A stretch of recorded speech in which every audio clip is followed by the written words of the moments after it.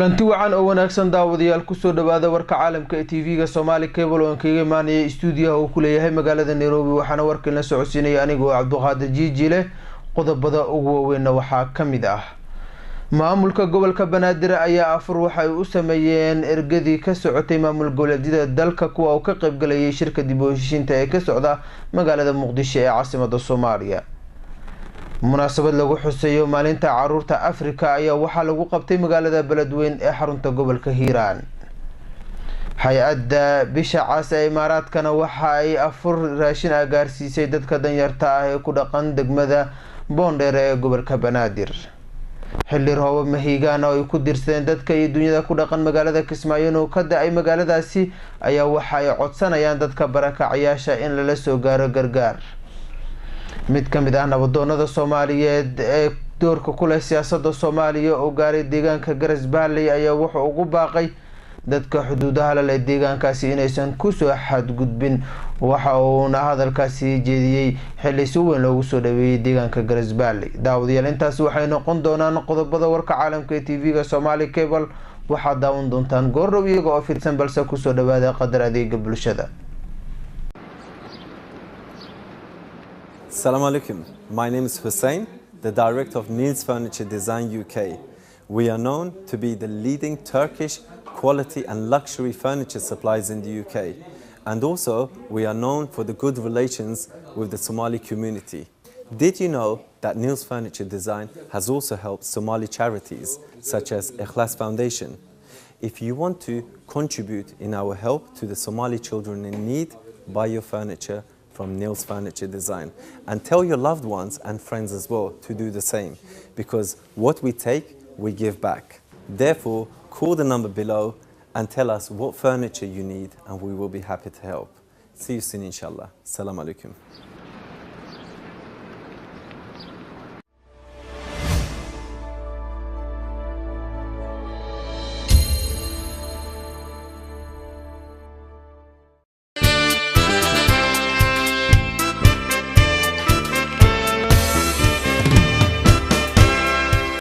maamulka gobolka Banaadir ayaa afur u sameeyay ergadii ka kala timid maamul goboleedyada dalka kuwa uu ka qayb galayay shirka dib u heshiisiinta ee ka socday magaalada Muqdisho ee caasimadda Soomaaliya wariyaheena Haashim Aadan Maxamed ayaa faahfaahinta warkan inooga soo diray magaalada Muqdisho iyadoo maalnimadii shalay ahayd magaalada tan Muqdisho lagu soo gabagabeeyay shirkii dib u heshiisiinta maamul goboleedyada dalka Soomaaliya isla markaana ay soo qabanqaabisay wasaaradda arrimaha gudaha xukuumadda federaalka Soomaaliya ayaa kulan afur ah u sameeyay gudoomiyaha gobolka Banaadir ahna duqa magaalada Muqdisho mudane Taabid Cabdi ergadii ka kala timid maamul goboleedyada dalka u mataliyay shirkan kulankan afurka ee loo sameeyay ergada ayaa sidoo kale ka soo qayb galay wasiirka wasaaradda arrimaha gudaha ee xukuumadda federaalka Soomaaliya Cabdi Faarax Saciid Juxa iyo gudoomiyaha gobolka Banaadir ahna duqa magaalada Muqdisho ugu horeen waxa goobta ka hadlay gudoomiyaha gobolka Banaadir mudane Taabid Cabdi wuxuu sheegay in gobolka Banaadir ay ka wada dhaxayso dhammaan ummadda Soomaaliyeed sidoo kalena dib u heshiisiinta ay tahay arin dhaxalgal u ah ummadda oo dhan isla markaana loo baahan yahay in la dardargeliyo Muqdisho ku soo dhawaada gobolka Banaadir ku soo dhawaada waa caasimadii dalka Soomaaliyeed waana hooyadii Soomaaliya oo dhan dhammaan anagu waxaan aaminsanahay aniga iyo saaxiibaday oo runtii gartay saaxiibaday la shaqeeyo kulliga ku jiraan dhammaantood wada gartay in dadka walaalaheena ah ee looga yimid Soomaaliya qaybaheeda kala duwan dowladda dhammaantood looga wada yimid haddii noqon lahayd Puntland haddii noqon lahayd Jubbaland haddii noqon lahayd Galmudug haddii noqon lahayd Hirshabelle iyo South West ee dhammaan halkaas loo kala yimid ayaa saaxiibaday waxay la garteen oo ay si wanaagsan oo niyad sami leh ay yiraahdeen inaan dhammaan habeen la afurno way fiicnaan lahayd ayadoo Ramadaan ahayna inta marna qadayno ama wada casheeno waqti badan wada qaadano laakiin inta kuma dhaqmo maadaama aan hooyadii dalka ay tahay Muqdisho innagana waan idin imaan doonaa idinkana waan noo imaan doontaa insha Allah taala anagu waxaan aaminsanahay qofka Muqdisho jooga ama Muqdishaawiga waa safiir Soomaaliya inteeda kale oo dhan halkan u joogo oo Soomaaliya u meelaha kala tagana safiir waa dadka kale ee ku nool caasimadaha dowlad goboleedyada oo dhan waxaan aaminsanahay inay noo yihiin safiir noo jooga meelaha Soomaaliya maadaama halkan ay tahay hooyadii dhammaan dalka Soomaaliyeed oo ay tahay muraayadii Soomaaliya oo dhan ay ka dhaxayso انت كدب waxaan rabaa laba arrin ka dhaw arrinta dib u heshiisiinta ee la soo gabagabeeyay waa tilaabo wanaagsan runtii oo maanta qayb ka mid ah ka hadlo ah horumarka la sheegay dib u heshiisiinta ayaa kaalintiisa weyn waxay ka timaadaa waa isku socodka dadka oo sii yimaada wasiirka arrimaha gudaha xukuumadda Soomaaliya mudane Cabdi Faarax Saciid Juxa oo gabagabadii ka hadlay kulankan Afrika ee loo sameeyay ergada ayaa ugu horeyntii u mahad celiyay ergadii ka soo qayb gashay kulankan sidoo kale wuxuu wasiirka sheegay in muhiim ay tahay dardargelinta dib u heshiisiinta geedi socodka wada hadalka bilowga ah isagoo ugu dambeyntii uga baaqay dagaal beeleedyada ka socda gobolada qaar isla markaana lagu dhameeyo wada hadal waxaan ka mahadnaqayaa sidii wanaagsaneed oo maaragtay guddoomiyuhu noo soo dhaweeyey shirka nagala qayb galay labadii maalintii furitaanka iyo maalintii xiritaanka iyo qaadashada intaanba iyo isdhexgalkii weynaa ee bulshada oo meesha ka dhacay waxaan maanta soo gabagabeynay qayb ka mid ah geedi socodka wada hadalka ama turxaan bixinta ee Soomaaliya oo shanbireyn halkan aynu ku wadnay bilow cusub bay noqon doontaa waxaan jecelahay in magaalooyinka معاسبتها هذا قبلي دولة سيدان سلم إذا يسوق تقو قرب قرب كذا عسنته وإحنا قولا حضرتك يستحقروا يسوق صعدوا بدون يسوق فرمان أي نقطة بيرو وسوق وهرله يألبا وسوق وصواري هذه أدنى تاسنا نقول مهدنا قينا نروحي نجا كنا تاسنا سوينا احتياط يدمو waxaan ka xunahay meelaha yarka shaqooyinka kamerada oo ka dhacaya waxaan ku baaqaynaa nabad iyo walaada wada joojiyo iyo wixii khilaaf ah dadka u dhaxeeya in wada hadal ka dambeeyo ugu dambeyntii gudoomiyaha gobolka Banaadir ahna duqa magaalada Muqdisho mudane Taabid Cabdi ayaa kulan gaar ah la qaatay ergada Haashim Aadan Maxamed Soomaali Cable TV magaalada tan Muqdisho waxaa magaalada Hargeysa ee caasimadda Soomaaliland ku soo badanaya dadka dhimir kala ay jiifa wadooyinka magaalada Hargeysa xilli lagu guda jiro bisha barakeysan ee Ramadaan mana haystaan dadkaasi wax quudiya wariyayna Faysal Maxamed Aadan Faysal FIFA ayaa u kurgalay dadka dhimir kala ay jiifa wadooyinka magaalada Hargeysa warbixintan ayuu nooga diyaariyay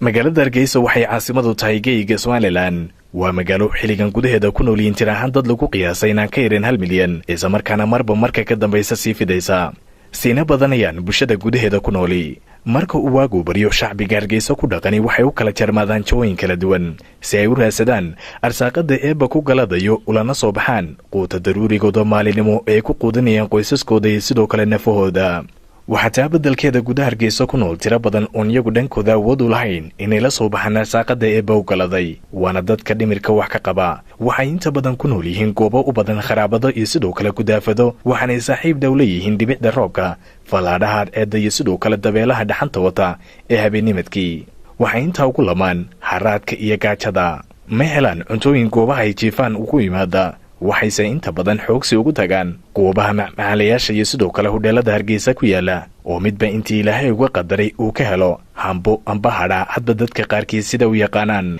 balse jawigu waxa uu haasaa ka mid ka duwan markii cabaara 12 subaxnimo aan isu diyaarinay waanba bixidda diyaarinta warbixintan si aan ugu kurgalno marxaladda xilligan la daristay walaalahan maalinnimadku waa Ramadaan waxaana inta badan xidhan goobihii ay ku xidhnaayeen dadkan dhimirka wax ka qaba oo badan macmacaalayaasha iyo sidoo kale hudheelada laga cunteeyo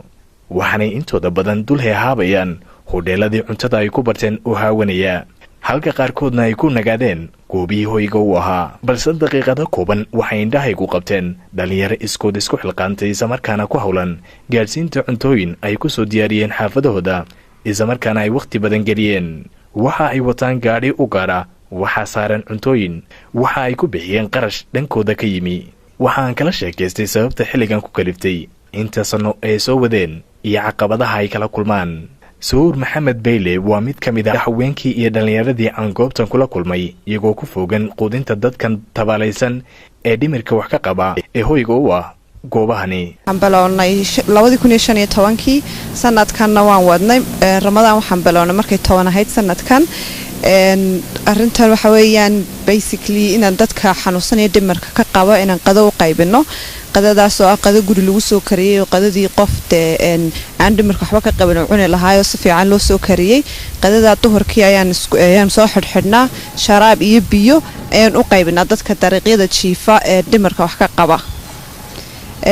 marka meelo kala duwan baanu ku aragnaa dadkan magaalada Hargeysa koonayaasheedo dhan waan tagnaa iyo suuqa dhexdiisa qaar meelay joogan loogu tago qaarna iyago dariiqa socda ayaanu cuntada siinaa barnaamijkan waxaa bilaabay gurubka heer sare oo kala jooga meelo kala duwan horta caqabad weyn oo aan ka baqano ma jirto laakiin dadku waa dad xanuunsanaya milcud iska kulushahay maalmaalinta qeynaa waxaa laga yaabaa inuu muudkoodu isbedelo oo ay era xanuunsanayaan oo marka ay xanaaqsan yihiin ama xaaladoodu ay kacsan tahay marka marmar way jiraan dhagaxay nagu soo tuuraan marmar caagadii ama cuntadii bay nagu dhuftaan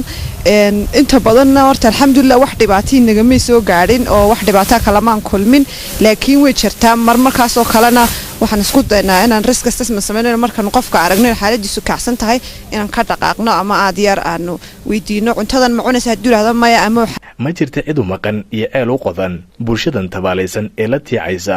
xaaladda dhimir ka sokow gaajada iyo haraadka soo food saaray marka laga yimaado dhalinyaro noocan oo kale ah oo iyagu xilliyada rabadaan tayskood isku xilqaamaysa markaana bilaaba barnaamijyo ay ku qoodinayaan waa Faysal Maxamed Aadan Faysal FIFA TV-ga caalamiga ee Somali Cable magaalada Hargeysa hay-adda bisha cas ee imaaraadka ayaa raashin afurun ah waxay u qaybisay dadka danyarta ah ee ku nool degmada Boondheer ee gobolka Banaadir wariyaheena magaalada Muqdisho Saalax Nuur Muumin ayaa faahfaahintan inoo sida tan iyo bilowgii bishan Ramadaan hay-adda bisha cas ee imaaraadka waxay afur qaybin ka waday gobolka Banaadir intiisa ugu badan waxayna maalin kasta afur u qaybisaa 2,000 oo qofood oo isugu jira barakacyaal qoysas danyar iyo dadka baahiyaha gaarka qaba ee ku dhaqan gobolka Banaadir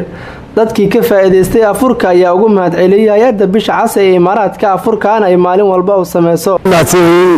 imaaraadka carabta bisha cas sida fiican ee maaragtay afurka ay ugu soo qayb qaateen muslimiinta Soomaaliyeed in ay ka afuriyaan maaragtay cidda aan waxaysan maanta in ay ku taakulayaan xagga afurka waan u mahad celinaynaa boqolkiiba boqol waxaan ka rajaynaynaa ummadda Soomaaliyeed ama mas'uuliyiinta Soomaaliyeed ayaguna in ay ku tixgeliyaan ama ay si fiican ugu taageeraan dadka taageeraya dadka masaakiinta ah in ay wax la qabtaan ma sha Allah waa maaragtay waan u mahad celinaynaa imaaraadka bisha cas si fiican ayaan ugu mahad Seenab Yuusuf Weliye waa gudoomiyaha degmada Boondheer waxay aad ugu mahad celinaysaa hay-adda bisha cas ee maalin walba afurkan u sameeyso dadka ku dhaqan degmada Boondheer Raxmaan Raxiim ilaahay baa mahad iska leh waxa maanta halkan noogu keenay 200 oo raashin karsan oo afura oo maxaan ku yiraahdaa timir leh oo sambuus leh oo bariis leh oo baasta leh oo ay nooc inta qoys uu ku afur lahay ah 200 oo qoys afurkood noo keenay hay-adda bisha cas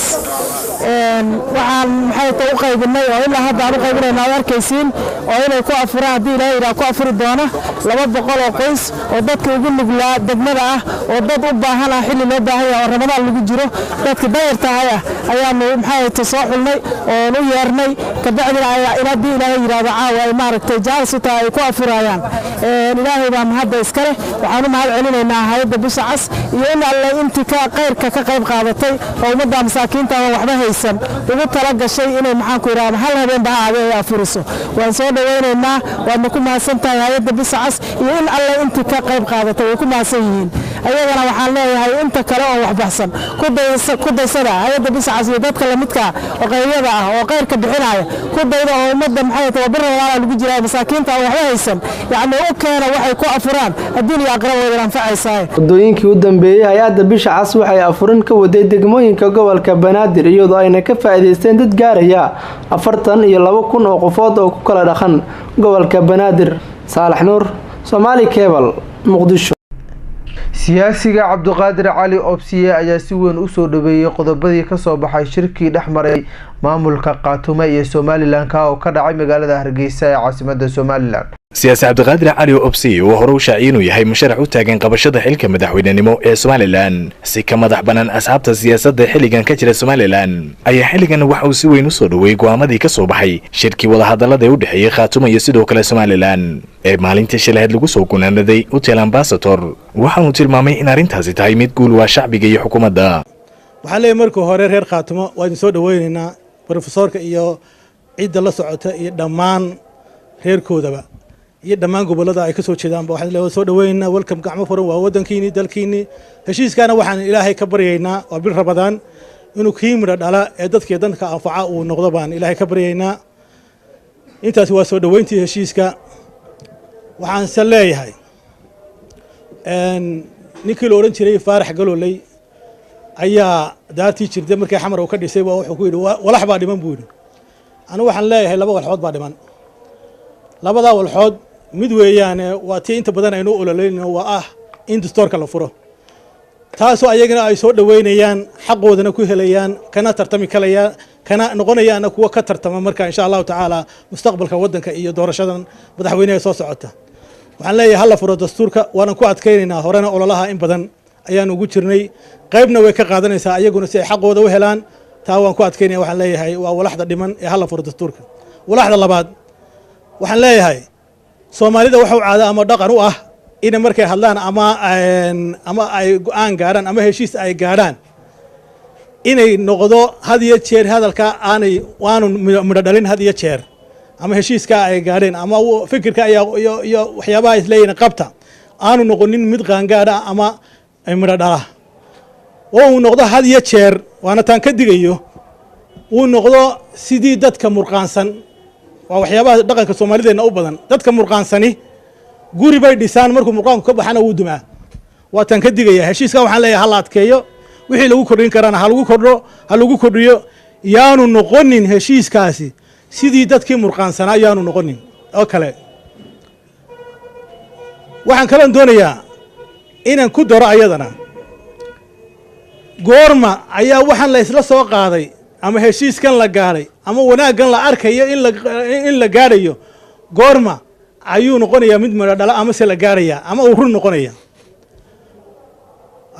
Soomaalidu waxay ku mahmaahdaa waana sheegaysaa waana shareeraysaa wuxuu noqonayaa marka la helo qof diin leh oo daacada oo dadnimo leh oo dalka iyo dadku way u siman yihiin oo u garsoor iyo cadaalad simaya marka la helo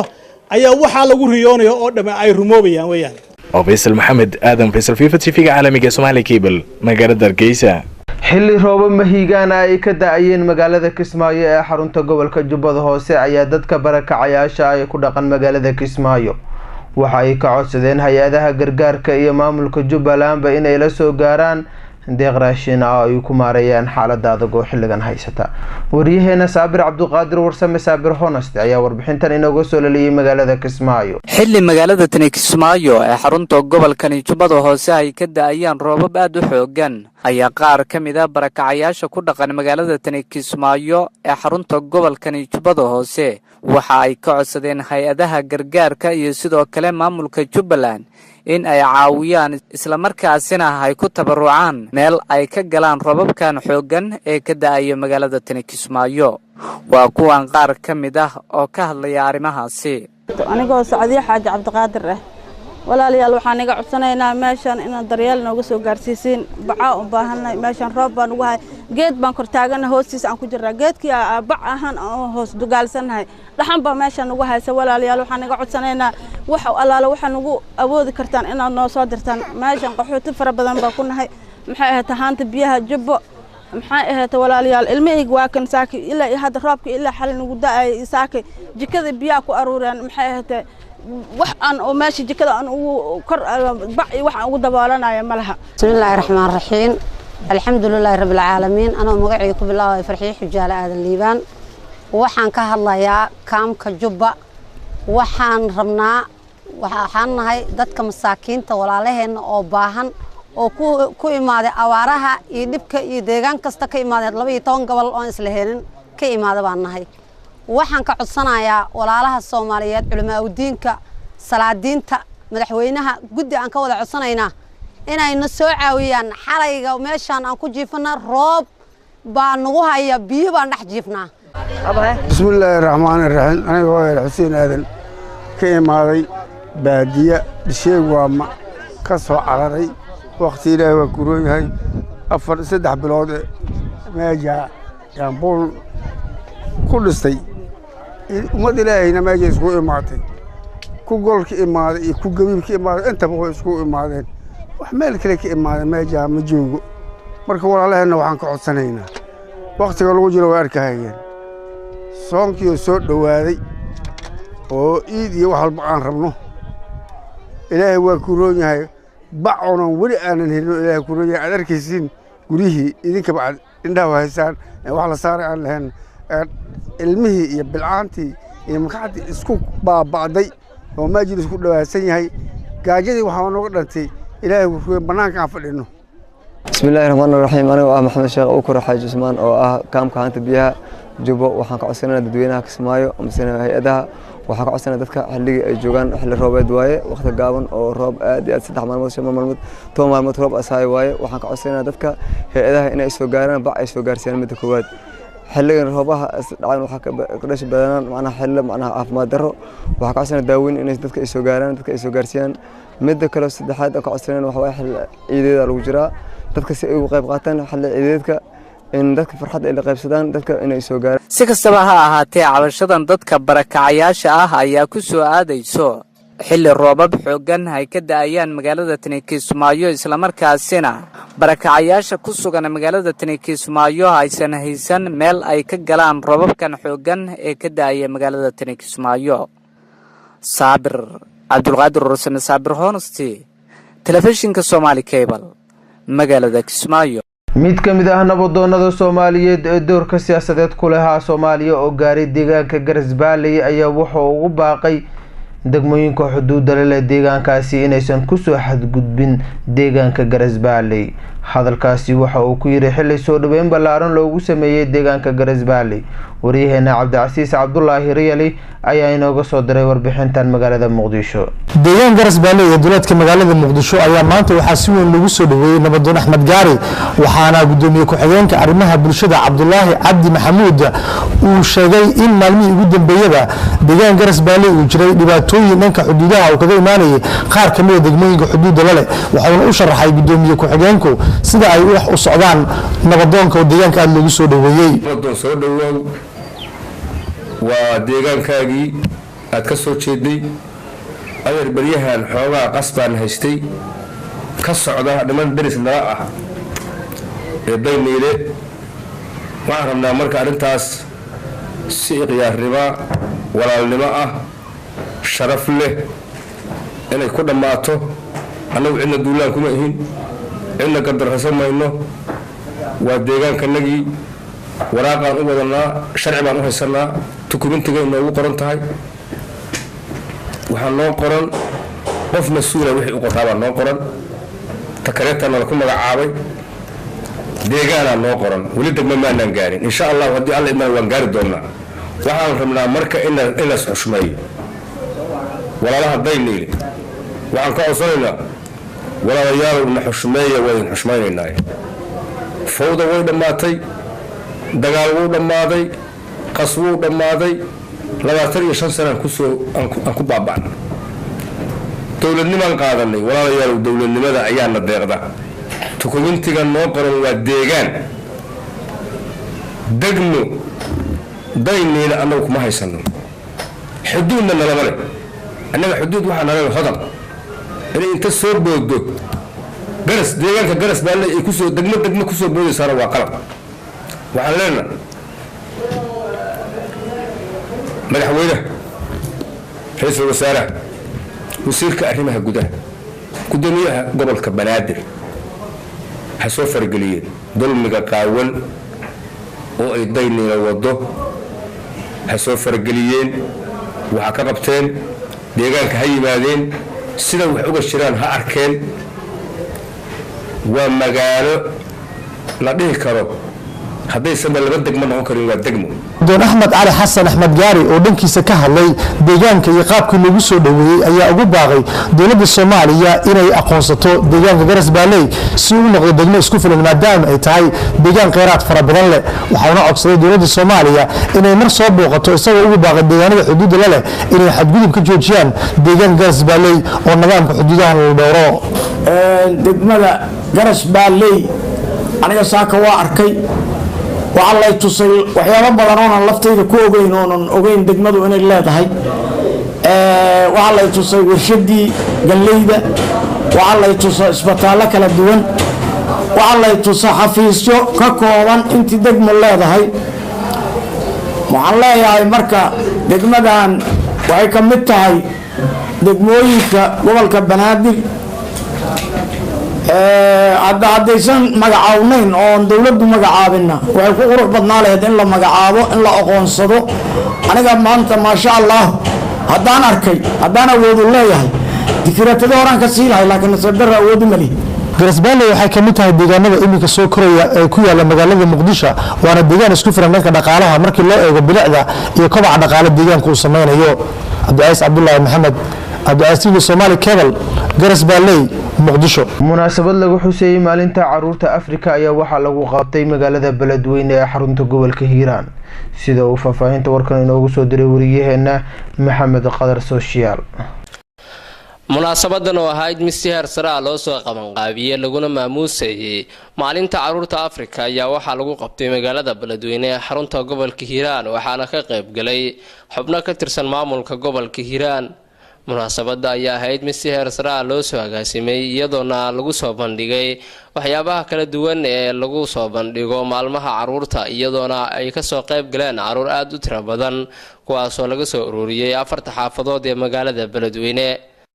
gudoomiye ku-xigeenka maamulka gobolka ee dhanka arrimaha bulshada Sheekh Xuseen Cusmaan Cali oo munaasabada ka qayb galay ayaa waxa uu aad u soo dhaweeyay sida loo soo qabanqaabiyay munaasabada lagu xuseeyay maalinta caruurta Afrika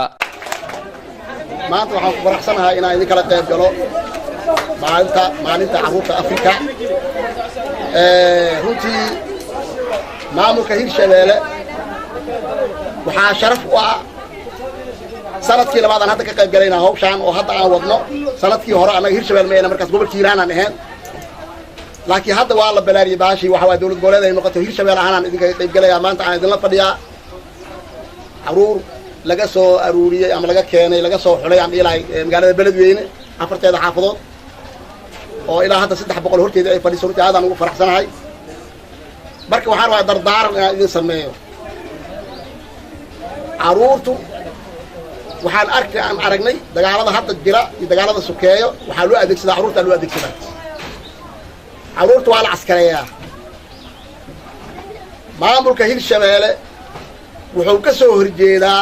in caruurta la askareeyo oo caruurta la ciidameeyo adduunka oo dhan qaanuun baa ka yaala laakiin annaga waa ka soo horjeednaa annagoo fulinayna qawaaniintaas ma dhici karto ma yeeli karno annaga ka Hirshabeelle ahaan caruurta waxaan idinku tirtirsiinayaa waxbarashada annaga hadda maamulkeena waxaan soo wadnaa caruurta daada waxbarashada gaartay laakiin aanan heli karin dhaqaale awgeed aanan heli karin hadda waxaan u abuuraynaa maanta wixii ka dambeeya waxaa loo abuuraa waxbarasha loo abuuraa marka waxaan idinku boorinayaa inaad wax barataan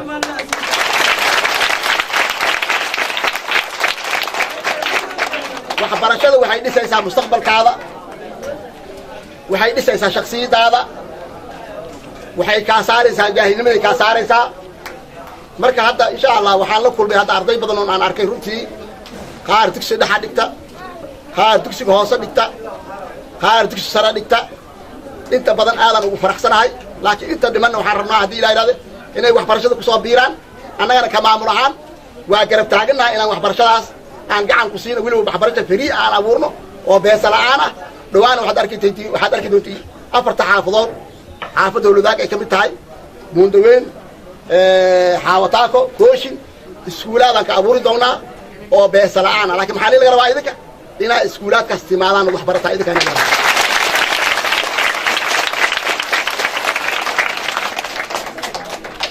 waxaa la doonayaa marka dugsiyada quraanka ardayda waxaan rabaa hadda waad arkaysiin arday badanaa meelo badan laga wacay dowladaha laga wacay oo quraanka xifdiyay oo meelaha dibadda aadayo oo lacag fiican soo qaadanayo marka quraanka in lagu dadaala loo baahan yahay marka iskuulka kaliya meel waxaan ihtimaamsiinayno dugsiga quraan waa furi doonaa diilaarada macallimiinta quraanka garabaan sii doonaa laakiin waxa la rabaa xaafidiin inaan noqotaan la rabaa xaafidiin oo quraanka dhan aad dhameysaan la rabaa xaafidaan la rabaa oo quraanka xifdiyaan la rabaa maxamed qadar cabdulle Somali Cable TV Faladweyn hooyo Soomaaliyeed oo ku dhibaataysan magaalada Kismaayo ee xarunta gobolka Jubbada Hoose ayaa waxay ka codsatay Ikhlas Foundation in ay soo caawiso wariyeena Saabir Cabduqaadir Warsame ayaa xaaladda hooyadan dhibaataysan u kurgalay warbixintan ayuu nooga soo diray Khayr Maxamed Cabdi waa hooyo Soomaaliyeed oo kamid ah dadka aragala ee ku dhaqan magaalada Kismaayo ee xarunta gobolka Jubbada Hoose isla markaasina haysato 3 ilmood oo aysan jirin cid ku biisho waa hooyo Soomaaliyeed oo la daala dhacaysa xanuun soo food saaray mid kamid ah labadeeda indhood mar uu telefishinka Somali Cable ku booqday hoyga ay ka degan tahay magaalada Kismaayo ayaa waxa ay noo xaqiijisay in ay ku nool yihiin ayadii 3 caruurta ah daruuf aad u liidato waxana ay noo sheegtay in mid kamid ah labadeeda indhood uu soo food saaray xanuun aad u xoogan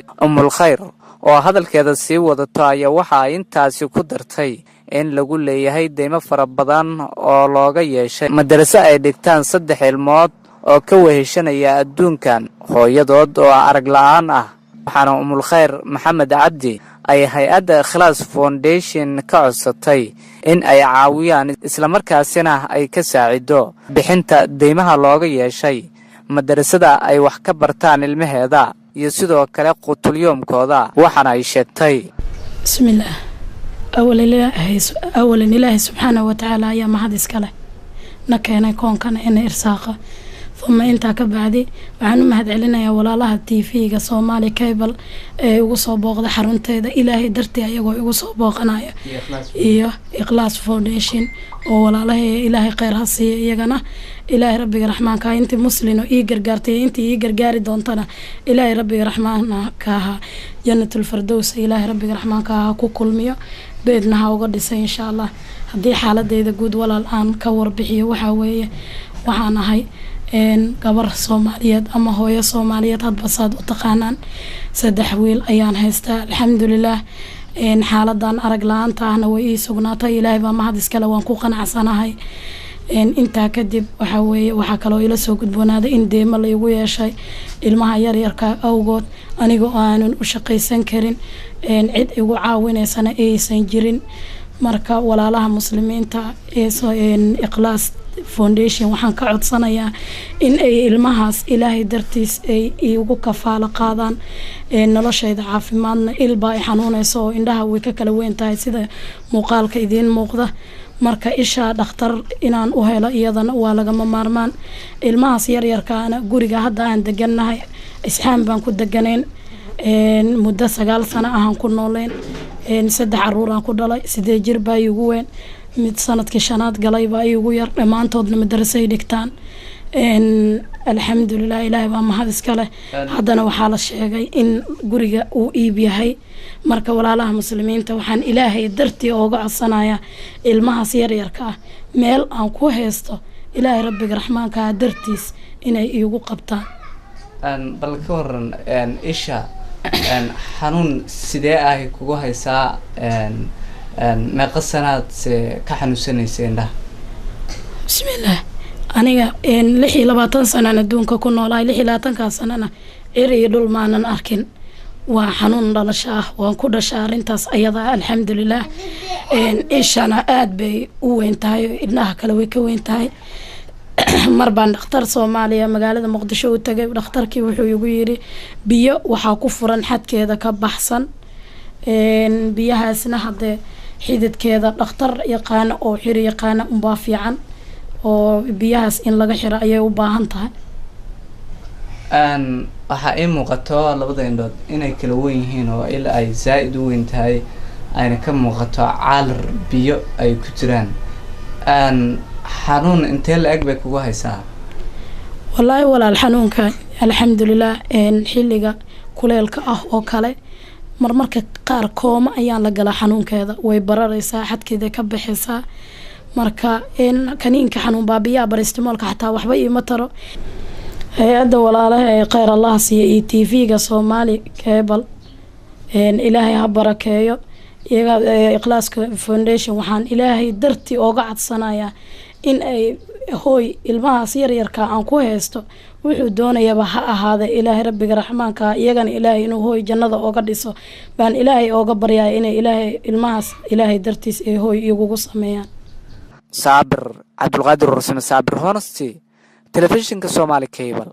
magaalada Kismaayo guud ahaan daawadayaal intaas waxaanu ku soo afmeerinaa warka caalamka ee TV-ga Somali Cable oo kaga imaanay stuudiyaha uu ku leeyahay magaalada Nairobi waxaana warka la socodsiinayay anigoo Cabdulqaadir Jiijil intaan warkan mid ka xigay dib u kulmi doono dhammaan aniga dadka igala qayb qaatay tabinta warkan waxaan idin leeyahay sidaas iyo nabadgelyo